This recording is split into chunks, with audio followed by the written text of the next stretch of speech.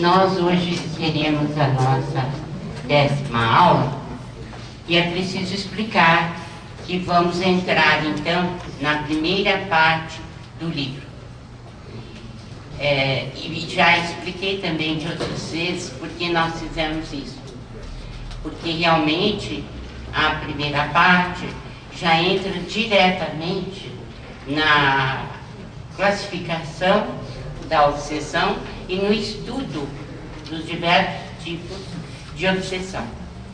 Mas, inicialmente, nós sempre aconselhamos quem quiser estudar que o faça a partir da segunda parte do livro, porque o embasamento teórico para se compreender melhor a classificação e os tipos de obsessão, a classificação, enfim, e também o mecanismo é muito mais fácil quando a gente tem um embasamento que a segunda parte oferece. Então, repetindo, nós vamos iniciar hoje propriamente a primeira parte do livro, uma tentativa de classificação. Antes de entrarmos na classificação propriamente dita, eu queria lembrar a vocês que Emmanuel, no livro Roteiro, de 1938 ou algo assim, diz-nos que nós somos, na Terra, mais de 20 bilhões de espíritos na erraticidade. Então, espíritos que estão em vias de reencarnação.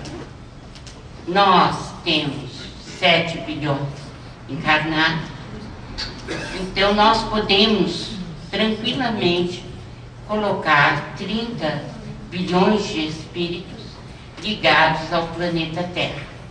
Certamente, os que não estão na erraticidade são espíritos de escola, espíritos muito evoluídos, ou que estão na órbita do Cristo, diretamente subordinados a Ele, por serem espíritos muito evoluídos, ou então são espíritos evoluídos também, mas que já têm outras funções, além daquelas de estarem ligados diretamente à tarefa de levar avante como ministros, por exemplo, do governador planetário, como ministros do Cristo.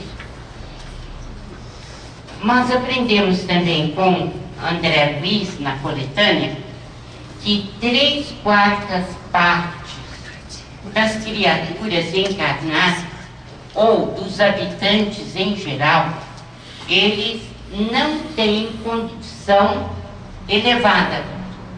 Quer dizer, são 3/4 partes em condições de inferioridade física e moral. Por aí dá para depreender que o nosso planeta, realmente até agora, é um planeta de provas e expiações. Pelo menos até o presente momento.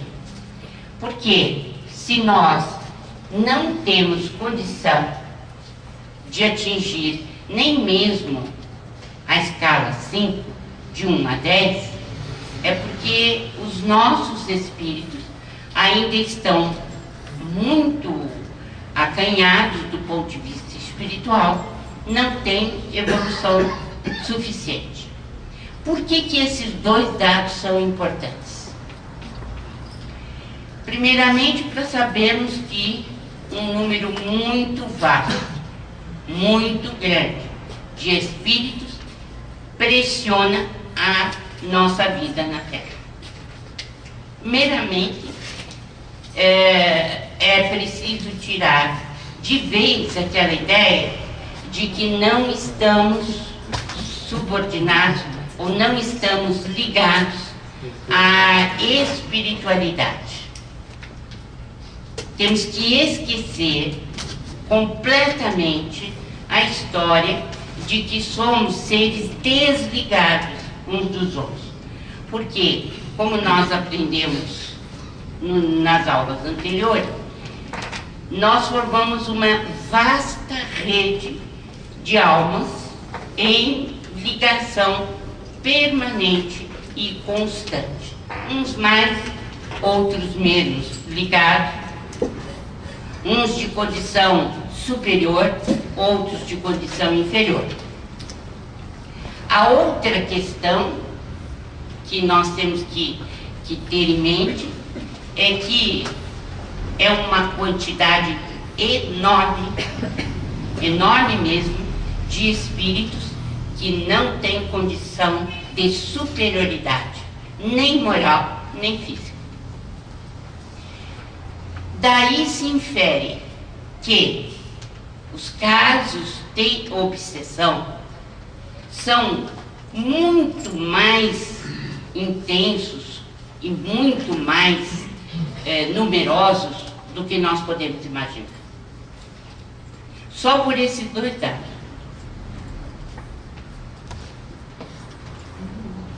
Bem, nós sabemos que Emmanuel é o espírito protetor de Chico Xavier e é a união de Emmanuel com Chico Xavier, formando o que nós chamamos de obra Chico Xavier e Emmanuel, quem nos dá dados muito expressivos para que a gente possa raciocinar e principalmente desenvolver a fé raciocinada. Bem, nós já tivemos espíritos ligados à medicina que chamaram a atenção dos seus próprios pares, dos seus colegas, para a realidade da obsessão. Mas nós citamos dois casos especialmente importantes. O Dr. Bezerra de Menezes, no século XIX, e que nos trouxe um livro, A Loucura sob Novo Prisma, onde ele diz claramente que havia necessidade de uma nova classificação em psiquiatria, para que viéssemos a reconhecer a obsessão como um fator de transtorno mental. E principalmente para que nós pudéssemos saber em que porcentagem essa obsessão entraria e quais as condições do indivíduo ser mais ou menos obsedável, né? E em cada caso a classificação mudaria. Então nós temos com o livro A Loucura sob Novo Prisma uma direção muito segura do Dr. Bezerra de Menezes a falarmos da questão da obsessão e a necessidade de estudar. O outro médico foi o Dr. Inácio Ferreira, que por mais de 50 anos atuou no Sanatório Espírita de Uberaba. Ele tem vários livros, A Psiquiatria perante a Reencarnação, Novos Rumos da Medicina, e nos quais ele coloca a experiência que teve no Sanatório Espírita de Uberaba, sobretudo trabalhando com médiuns muito seguros e que auxiliavam muitíssimo dentro do hospital na cura dos pacientes que eram internados muitas vezes em estado gravíssimo, porque eram especialmente doentes de psiquiatria. O doutor Inácio diz em suas obras que 70% das tragédias dos desequilíbrios mentais estão ligados a influências também negativas. Não que a origem seja da obsessão, mas que a obsessão é um fator de agravamento da moléstia psiquiátrica. Bem, alguns conceitos de obsessão. Obsessão é o domínio que alguns espíritos logram adquirir sobre certas pessoas. Essa é uma definição que está no Livro dos Médiuns, no capítulo 23. É a mediunidade torturada, segundo André Luiz, a mediunidade patológica. Por quê? São almas em desajuste, são almas desajustadas, como se pode ler no livro No Mundo Maior, em que, no capítulo 13, os espíritos nos trazem definições e principalmente explicações que nos dão uma ideia da obsessão ampliada e alargada, como vamos ver. E diz Kardec que a influência dos espíritos é de todos os instantes, e mesmo os que não creem neles estão sujeitos a sofrer. Não basta a pessoa dizer-se materialista. O simples fato de dizer que não acredita em nada não resolve o problema da companhia espiritual. Muito pelo contrário. Mas a pessoa crê que, uma vez dispensada a parte espiritual da sua vida, ele está livre de receber influências.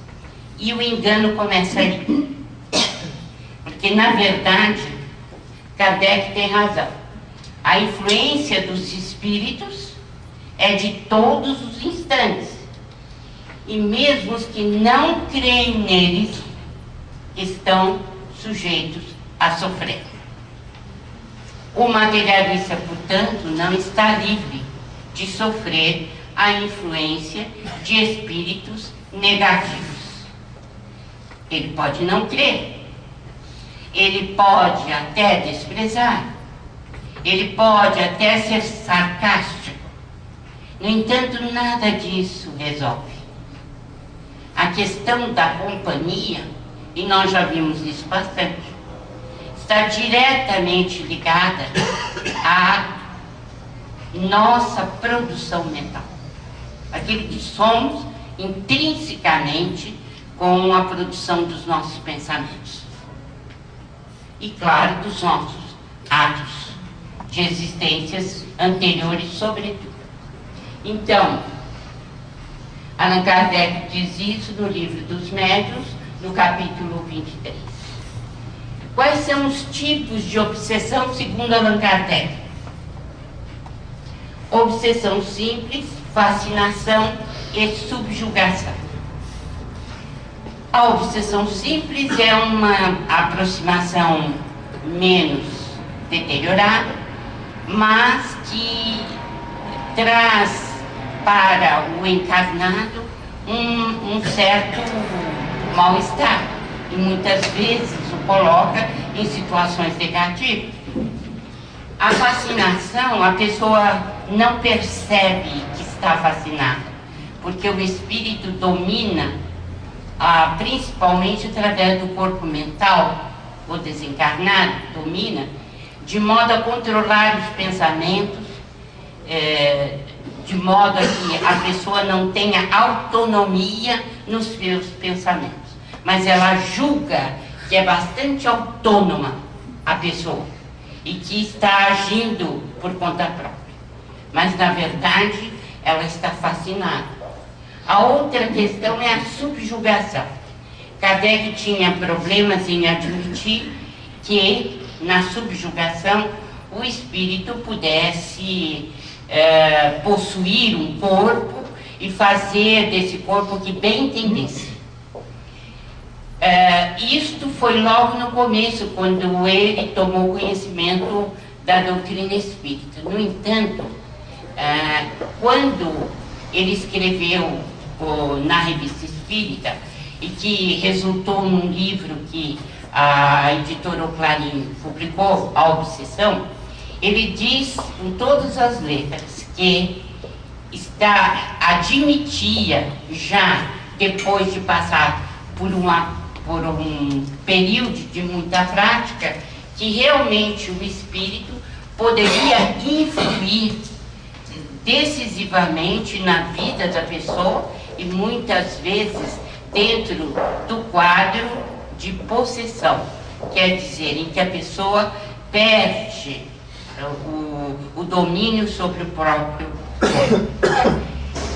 Por que eu trago essa classificação de Allan Kardec? Porque é a mais citada dentro do movimento espírita. E há uma dificuldade, sobretudo, né, com a classificação que nós trazemos, porque normalmente a pessoa já vai em Allan Kardec e diz obsessão simples, fascinação e possessão, né? Mas não não se detém muito nos tipos de obsessão. E o próprio Allan Kardec, no último livro, praticamente, em A Gênese, Obras Póstumas, não é um livro que ele tenha feito, mas que foi compilado das observações e explicações que ele deixou. Mas A Gênese, em 1868, foi o último livro da lavra de Allan Kardec. E é justamente aí, nesse livro, que ele nos diz, né, que ele mudou o conceito sobre obsessão. Mas é claro, ele não teria tempo, como nós vamos ver, como André Luiz teve, de mapear as obsessões. Mas nós vamos chegar lá. Então, a doutora Edith Fiore, nos Estados Unidos, ela e mais William Baldwin, também um psiquiatra, ela psicóloga e ele psiquiatra já desencarnado dos Estados Unidos, ela escreveu The Inquiet Dead, né? o Morto Inquieto, e que para o português passou a ser Possessão Espiritual, livro dela. E o Dr. William Baldwin, que escreveu Spirit Releasement Therapy, em que ele admite a obsessão e, inclusive, inclui dentro do seu estudo psiquiátrico o problema da obsessão. Bem, aqui está a frase de Allan Kardec, que muda praticamente tudo que ele escreveu de uma forma simples. Obsessão simples, fascinação, possessão. Porque ele diz o seguinte, que a obsessão vai desde uma simples influência moral, sem perceptíveis sinais exteriores, até a perturbação completa do organismo e das faculdades mentais.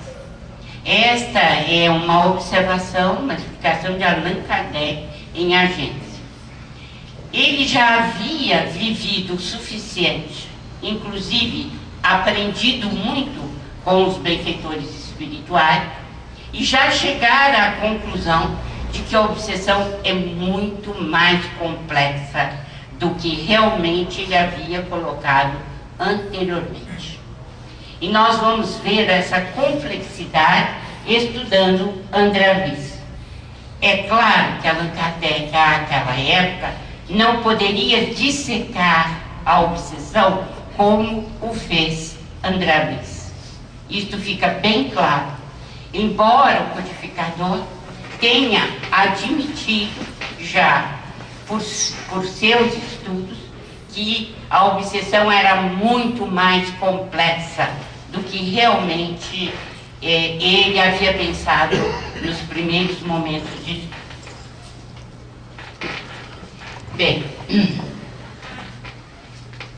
os espíritos influem muito mais do que imaginamos. Foi isso que Allan Kardec aprendeu na questão 459 de O Livro dos Espíritos. Se vocês se lembram desta questão, ele pergunta aos espíritos, né, se os desencarnados, se os espíritos influem na nossa vida. E E a resposta é até desconcertante. Influem muito mais do que podeis imaginar. De comum, são eles que vos dirigem. Então, a questão da obsessão para Allan Kardec passou a ser algo de estudo muito mais amplo, né? E ele diz também gosto dessa frase dele, que está no Livro dos Médiuns: fora erro acreditar alguém que precisa ser médium para atrair a si os seres do mundo invisível. Eles povoam o espaço, temos-los incessantemente em torno de nós, intervindo em nossas reuniões, seguindo-nos e evitando-nos, conforme os atraímos ou repelimos. Aqui também ele já traz uma amplitude de conceito. Por quê? Porque nós, né, mesmo que não sejamos médiums ostensivos, nós podemos estar obsedados. E é exatamente isso que André Luiz traz na sua coleção. Nós vamos nos aproximando cada vez mais do entendimento que André Luiz passa sobre obsessão. Bem, agora nós vamos ver com vocês que existem vários tipos de associação. Em muitos casos, nós preferimos falar em associação.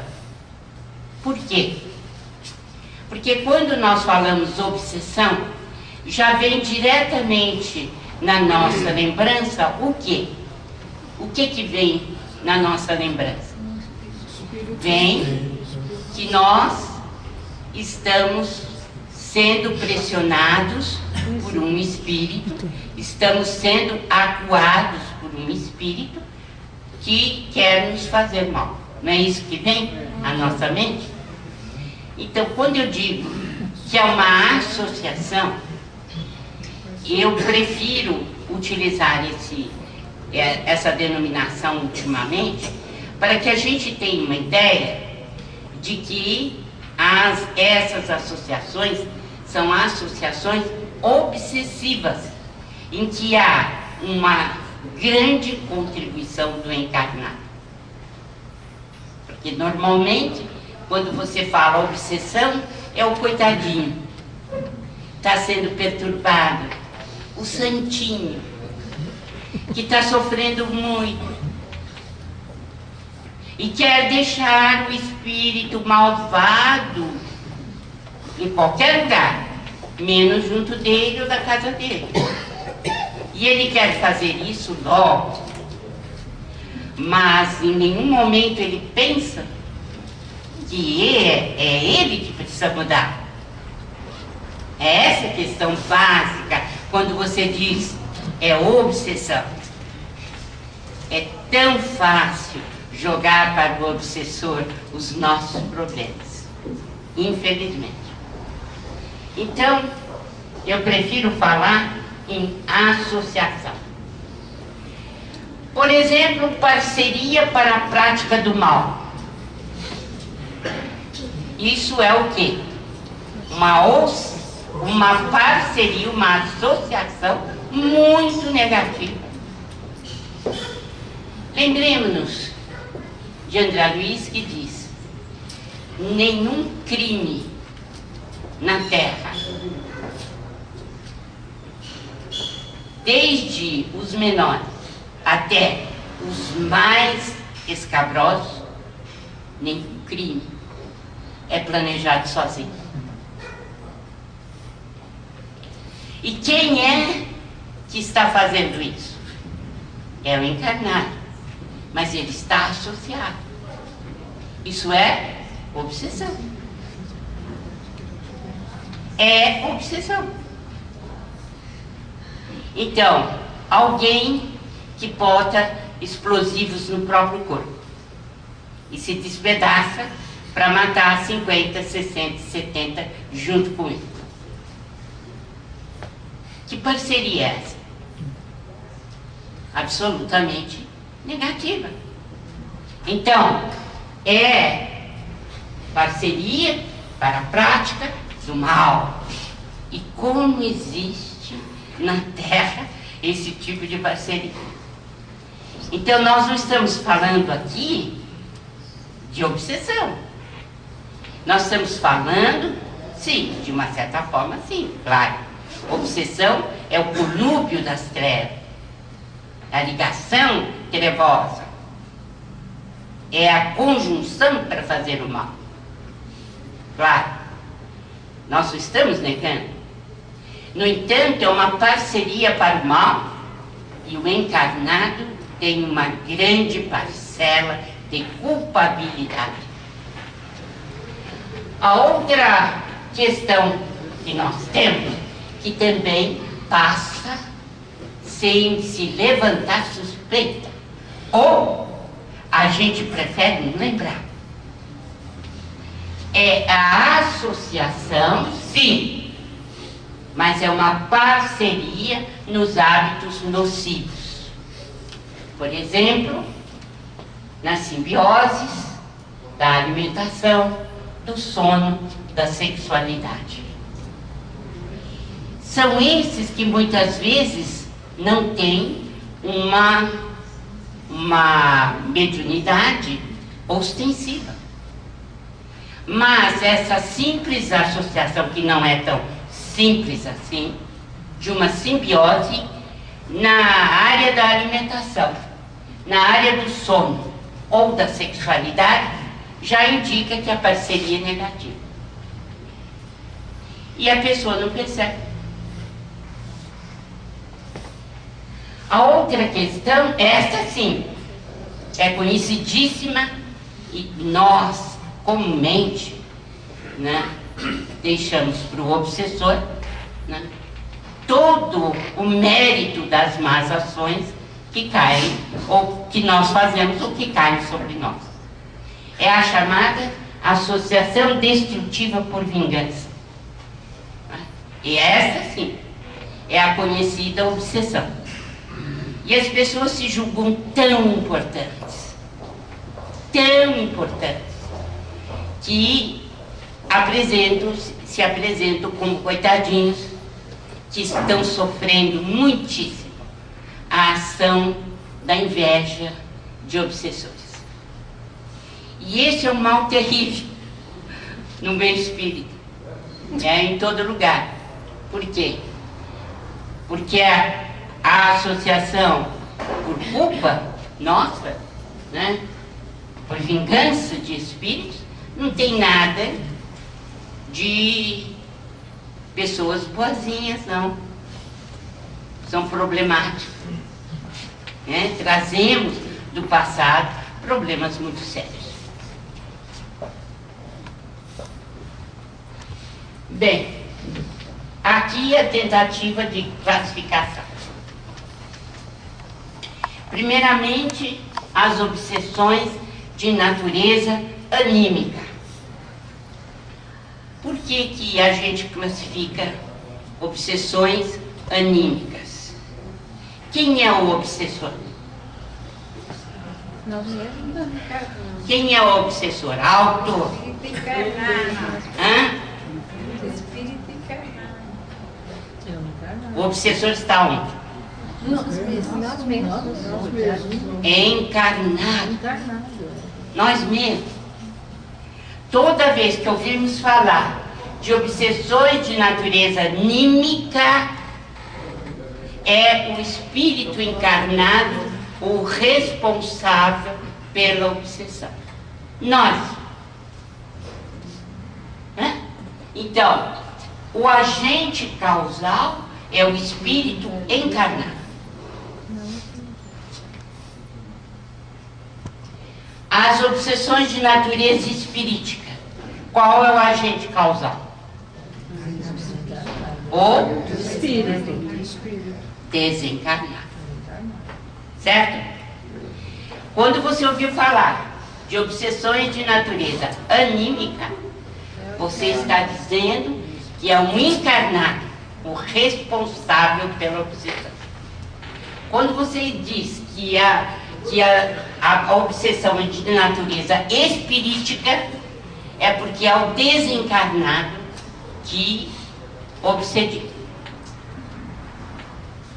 Bem,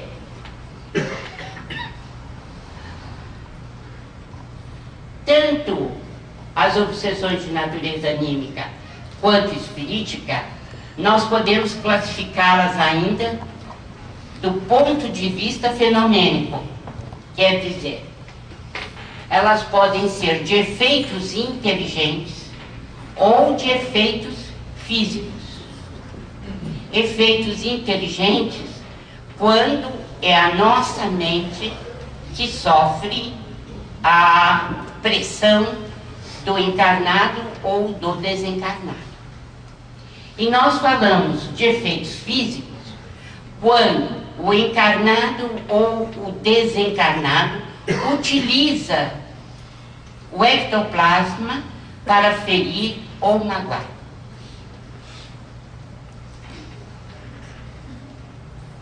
Bem, na obsessão anímica de efeito inteligente, nós classificamos a telepática. Eu não vou entrar hoje em nenhum desses aspectos, porque nós vamos ver aula por aula cada um desses, dessa classificação, tanto os anímicos quanto os espiríticos. Apenas recordar hoje com vocês, en passant, como um voo de pássaro, né? Para que a gente depois volte ao assunto. Apenas para que vocês tomem conhecimento de como eu classifiquei. Porque, na verdade, eu chamei a mim todos os casos de obsessão da coletânea, trazida pela obra Chico Xavier Emmanuel, e fiz, né? Por isso eu disse que é uma tentativa de classificação, né? Porque não é fácil. Então, dentro da obsessão anímica são os antagonismos em família, o caso Jovino e Anésia que nós vamos ver é de dominação telepática entre as duas mulheres encarnadas. A outra questão, maravilha, intromissão de coisa errada. Bem, a outra obsessão, outro fato de obsessão anímica é a auto-obsessão.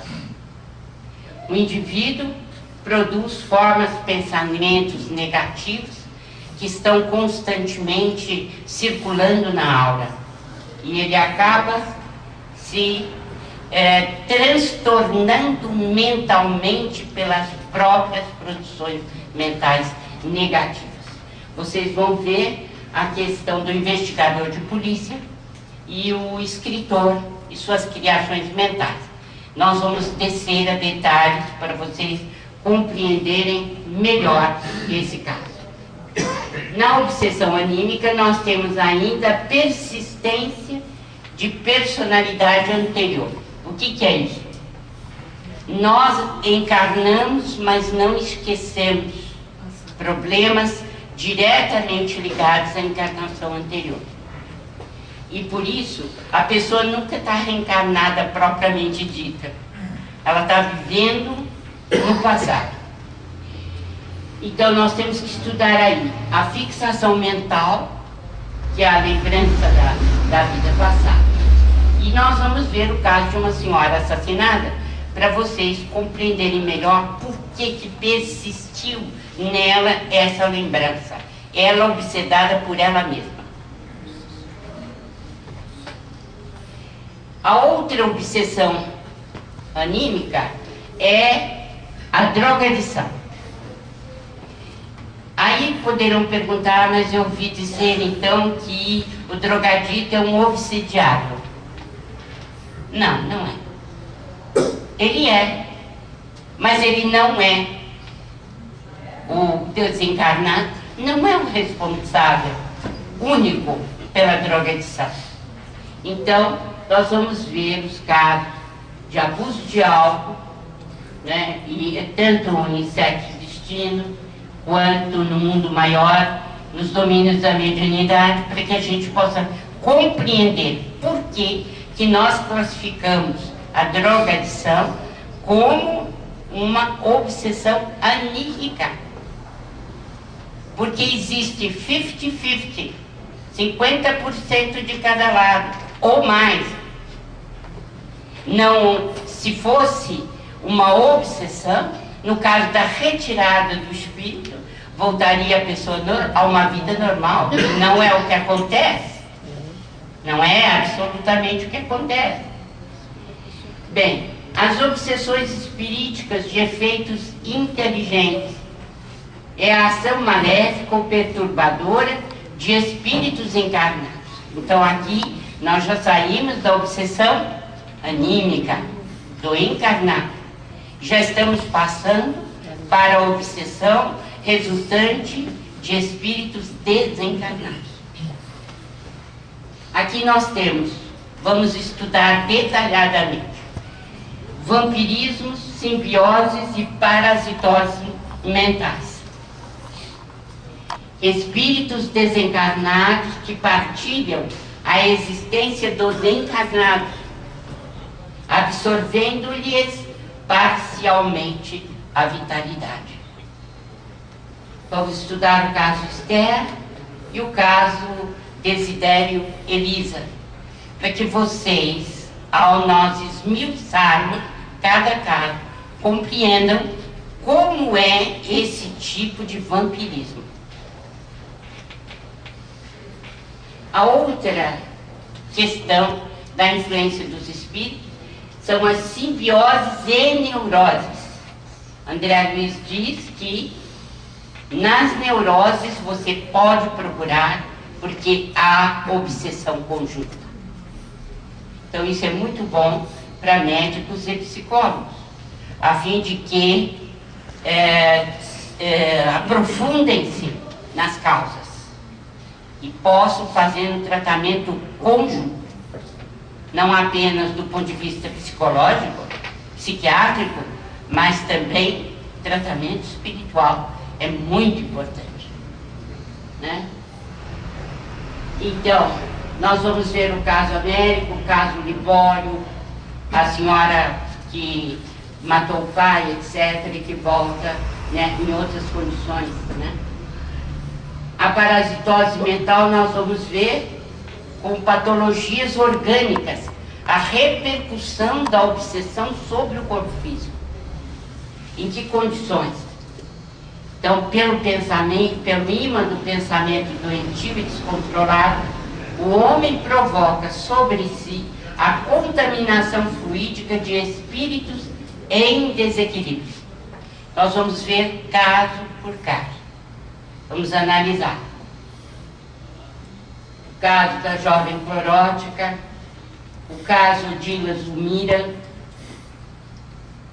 os casos de vampirismo em enfermaria hospitalar. Muito graves também.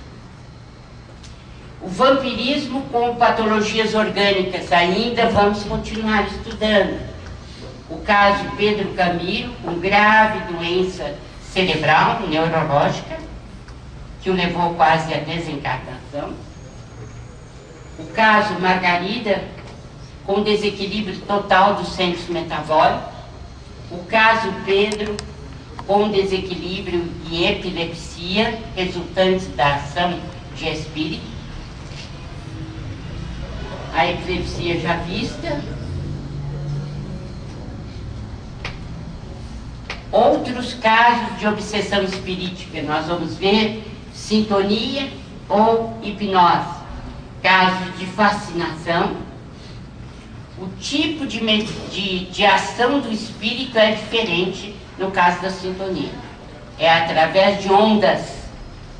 E como essas ondas repercutem sobre o corpo mental. Caso de xenoglossia, em que a mulher fala uma língua desconhecida dela, mas tudo é explicado através da ação de um espírito que viveu na mesma época que ela. A obsessão oculta de um jornalista que praticamente escreve a sua matéria psicografando, mas com as ideias de um espírito muito atrasado, muito inferior. Esse que eu estou falando aqui. A obsessão durante o sono físico. Vamos aprender porque que os médiuns têm que ter equilíbrio à noite, ao deitar, para onde vão, que tipo de companhia tem, e que podem ficar obsediados, sim, durante a noite. E ter um péssimo dia na manhã seguinte. E a obsessão coletiva. Vamos estudar os linchamentos. Por que eles se observam? Qual é a contaminação? Quais são as características dos espíritos que influenciam num linchamento? Vamos ver a outra classificação que nós demos. As obsessões por efeitos, são efeitos físicos, porque os espíritos inferiores podem utilizar o ectoplasma para ferir e assustar. Então, é obsessão? É a má utilização por parte dos desencarnados do ectoplasma. Aqui você vê o abundante material de ectoplasmia, né, de ectoplasma, que sai da boca do médium, dos ouvidos, e aqui é uma seção da qual participou o Chico Xavier. Esse ectoplasma é que pode ser manipulado por entidades inferiores que levam à verdadeira loucura de famílias inteiras. Ainda nas obsessões de efeitos físicos, o poltergeist, que já foi trazido como matéria de cinema, né, por Steven Spielberg, mostrando filmes em que os espíritos utilizam do ectoplasma para assustar, e elas podem ser anímicas e espiríticas ou mistas. Quer dizer, o médium que produz ectoplasma, ele pode utilizá-lo de uma forma negativa, principalmente se ele tem a ajuda de espíritos comparsas.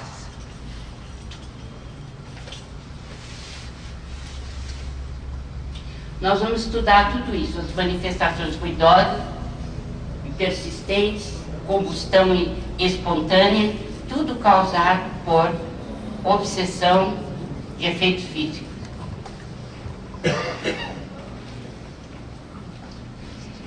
A obsessão de natureza espirítica pode ser ainda, né, como eu disse, por simbiose e parasitose. Já falamos sobre isso. Os transtornos neuróticos também já falamos. E vamos estudar melhor a fascinação trazida por Allan Kardec, mas dessa vez como influência dos espíritos desencarnados. Hoje é apenas para vocês tomarem conhecimento da forma como classificamos a obsessão segundo a coletânea André Luiz. E é claro, dentro dessa classificação estão os conceitos de Allan Kardec, comum, não poderia deixar de ser numa análise como essa. Apenas vem reforçar o seguinte: Chico Xavier veio no século XX para dar continuidade à revelação espiritual recebida por Allan Kardec. E é claro, ele expandiu muito mais o conhecimento em determinadas áreas, principalmente porque em 14 anos e meio, Allan Kardec fez algo inacreditável, por assim dizer, construindo, dando feição à doutrina espírita. Mas é claro que em 14 anos e alguns meses, ele não poderia, né, trazer conceitos muito mais ampliados, mesmo porque nós não teríamos condições nenhuma de compreender. Era preciso que a física quântica desse um grande passo no início do século XX, tanto assim que em 1927, quando Chico recebeu a primeira mensagem psicográfica, é um ano emblemático, porque nesse mesmo ano nós temos a teoria do de Broglie, nós temos o avanço da física quântica, nós temos explicações extraordinárias no campo da evolução anímica, da evolução filogenética, enfim, nós estamos vendo que a doutrina espírita, através de Chico Xavier, veio para e passo com o avanço que a humanidade deu. Somente com esse avanço do século XX é que os conceitos de Allan Kardec poderiam realmente ser compreendidos por nós. Felizmente, Chico veio na hora certa dar continuidade a essa magnífica obra e trazer-nos, então, um vasto panorama da vida espiritual, a fim de que nós compreendêssemos melhor. O que é que nós estamos fazendo aqui? Né? Qual é a finalidade da vida corpórea? Para onde nós vamos? O que é preciso fazer para evoluirmos? Enfim, hoje, por hoje é só. Nós, como eu disse, vou repetir, nós vamos voltar passo a passo, mostrando cada caso, cada obsessão, para que a gente possa compreender melhor essa classificação. Nós ainda temos algum tempo. Gostariam de fazer alguma pergunta? Eu queria dizer que tudo que acontece nesses crimes horrorosos, ele nunca está sozinho, sempre tem a parceria, então. Os crimes horrorosos são todos planejados no mundo espiritual, segundo André Luiz.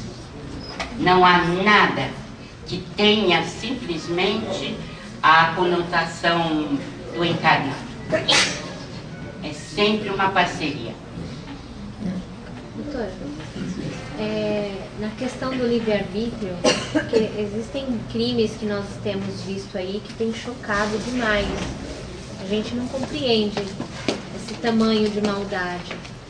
E não sei, até onde eu sei, o livre-arbítrio também ele tem um limite, não tem? Como é que isso pode acontecer? Porque os crimes que a gente vê chocam demais, dói demais. E onde fica o livre-arbítrio? O espírito também tem, claro, todos somos espíritos, mas onde que estaria então o limite divino nisso tudo? Devido à minha imperfeição, não sei responder. Por quê? A questão do livre-arbítrio é julgada por espíritos de alta hierarquia. E eu imagino, nem chego na barra da saia, da túnica desses espíritos, eu não sei dizer. Mas uma coisa eu sei, é que a justiça divina é absolutamente perfeita. E quando ele quer dar aos filhos liberdade, e até onde vai essa liberdade, nós podemos ter certeza que ele dá. Agora, o fato de esses crimes serem considerados hediondos, por exemplo, né? E nós temos tido vários desses casos, mas nós também não podemos esquecer do canibalismo que hoje ainda é praticado em determinadas tribos, né? E que foi um costume normal entre tribos não faz muito tempo. Então, a questão que eu disse no começo, 3/4 partes da humanidade não atingiu nem 5 na média evolutiva, de uma escala de 1 a 10. Então, nós não somos espíritos que podemos falar muito sobre coisas que não entendemos. Nós somos infantis. Mas somos infantis porque ainda somos maldosos. Porque ainda nós não temos evolução suficiente. Né? Mas, por tudo que eu sei, o nosso livre-arbítrio, de certa forma, vai ser caçado agora. Né? Por tudo que eu sei, né? Por tudo que eu sei, nós vamos ter um limite absolutamente restrito até 2019. Por tudo que eu sei. Então, essa questão de virem espíritos muito atrasados, cometendo crimes hediondos, e isto é o estertor de uma civilização, em que o espírito está colocando tudo para fora, que vem do seu mundo íntimo. Mas, seguramente, a justiça divina vai saber quem fica e quem vai. Esse é um assunto que eu não posso entrar, porque não tenho conhecimento nenhum sobre ele. Mas tenho absoluta certeza de que existem